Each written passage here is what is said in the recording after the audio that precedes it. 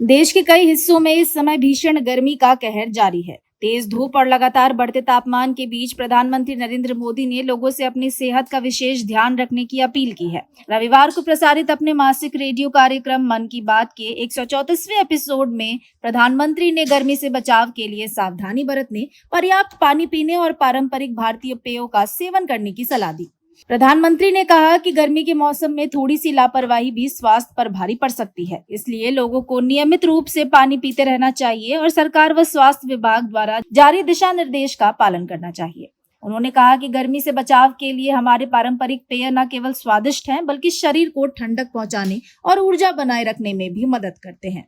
अपने संबोधन में पीएम मोदी ने भारतीय खान पान और परंपराओं का जिक्र करते हुए कहा कि मौसम बदलने के साथ हमारे घरों की रसोई का रंग रूप भी बदल जाता है। उन्होंने कहा कि जैसे जैसे गर्मी बढ़ती है, घरों में मिट्टी का मटकों का इस्तेमाल होना शुरू हो जाता है, दही जमने लगता है और कच्चे आमों से बनने वाले व्यंजन तैयार किए जाते हैं। इसी के साथ शुरू होता है देसी और पारंपरिक पेयों का मौसम, जो भारतीय संस्कृति का अहम हिस्सा है। प्रधानमंत्री ने देश के विभिन्न राज्यों में लोकप्रिय पारंपरिक पेयों का भी उल्लेख किया। उन्होंने कहा कि उत्तर भारत में गर्मी और लू से बचने के लिए आम पन्ना बेहद लोकप्रिय है। वहीं पंजाब और हरियाणा की पहचान ठंडी और गाढ़ी लस्सी से जुड़ी होती है। राजस्थान और गुजरात में छाछ या मट्ठा लोगों के दैनिक भोजन का महत्वपूर्ण हिस्सा है, जो गर्मी में शरीर को राहत देता है।